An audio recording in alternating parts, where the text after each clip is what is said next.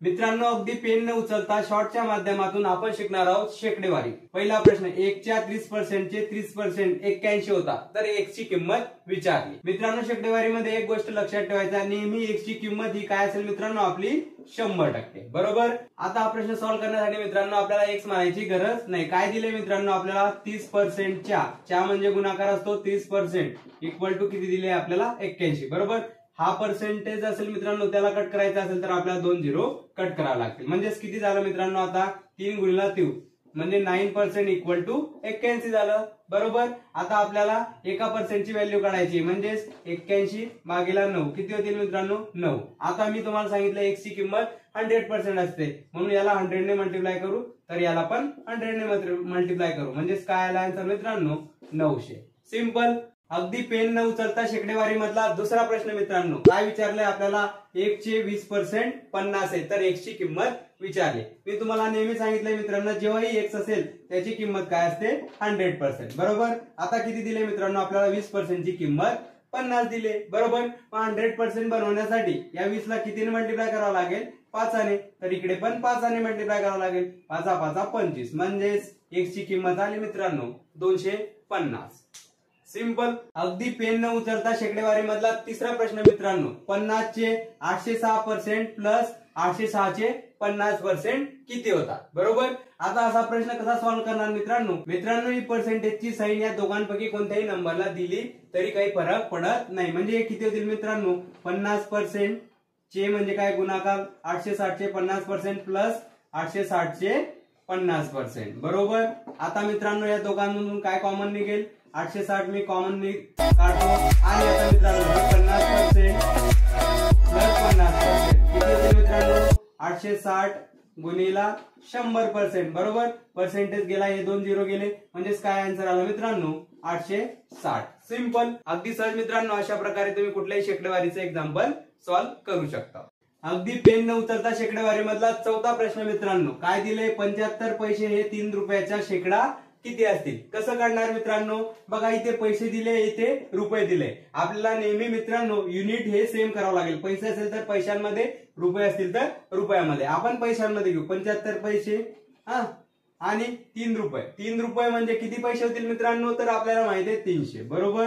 याला गुणिला आपण 100 करून आणि आपलं आन्सर काढू, म्हणजेच मित्रांनो हे 2 झिरो गेले, हे 2 झिरो, 75 भागिले 3 किती होतील मित्रांनो, 25%। बरोबर। म्हणजेच 75 पैसे हे 3 रुपयाच्या मित्रांनो 25% आहे। सिंपल। अगदी पेन न उचलता शेकडेवारी मधला पाचवा प्रश्न मित्रांनो, एका संख्येच्या 57% व त्याच संख्येच्या 41% याचा फरक मित्रांनो आपल्याला 240 दिलाय, तर ती संख्या कोणती, असा प्रश्न आहे मित्रांनो मी तुम्हाला सांगितलं शेकडेवारीमध्ये x असो किंवा संख्या काय असते मित्रांनो, नेहमी 100% असते। आता इथे काय दिले मित्रांनो, 57% आणि 41% याचा डिफरन्स 240 दिलाय। 57 मधून 41% गेले, किती उरतील मित्रांनो, तर उरतील 16%। 16% ची किंमत आपल्याला 240 दिले।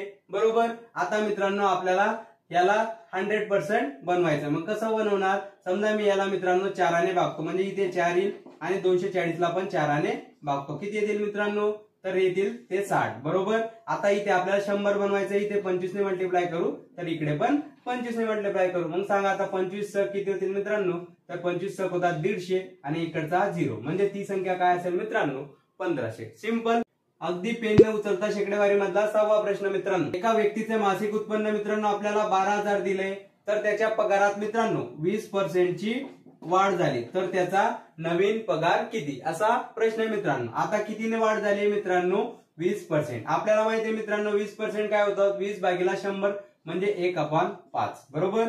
म्हणजे सुरुवातीला मित्रांनो त्याचा पगार जर 5 असेल, तर आता कितीने वाढ झाली, 1 ने वाढ झाली, म्हणजे 5 चा काय झाला, 6। बरोबर। आता मित्रांनो आपल्याला या 5 रेशोची किंमत किती दिली आपल्याला, 12,000, म्हणजे एका रेशोची किंमत काय येईल मित्रांनो, 12,000 भागिले 5 किती होतात मित्रांनो, ते होतात मित्रांनो 2400 रुपये। बरोबर। आता आपल्याला नवीन उत्पन्न काढायचं म्हणजे 6 ने मल्टिप्लाय करावं लागेल। आता 24 गुणिले 6 किती होईल मित्रांनो, 144 आणि त्याच्यावर हे 2 झिरो, म्हणजेच मित्रांनो त्याचं नवीन मासिक उत्पन्न असेल 14,400। सिंपल। अगदी पेन न उचलता शेकडेवारी मधला सातवा प्रश्न मित्रांनो, काय दिलंय मित्रांनो, एक संख्या मित्रांनो 10% ने जर वाढवली तर मित्रांनो ती 99 होते, तर ती संख्या कोणती, असा प्रश्न विचारलाय। कसं सोडवणार मित्रांनो? बघा 10% म्हणजे किती होतात मित्रांनो? 1/10. बरोबर, आपल्याला माहिती आहे 10/100 म्हणजे 1/10. आता काय होतं मित्रांनो? वाढ होते. म्हणजे जर सुरुवातीला संख्या जर 10 असेल तर आता किती झाली? 11. बरोबर, आता ह्या 11 रेशोची किंमत किती दिली मित्रांनो? आपल्याला 99 दिले. म्हणजेच एका रेशोची किंमत काय मित्रांनो? 99/11 म्हणजेच 9 येते. बरोबर, आता मित्रांनो आपल्याला ओरिजिनल संख्या किती रेशो होता? 10. मग गुणीला 10 करू, म्हणजे 9 गुणीला 10 म्हणजे ओरिजिनल संख्या काय असेल मित्रांनो? 90. सिंपल.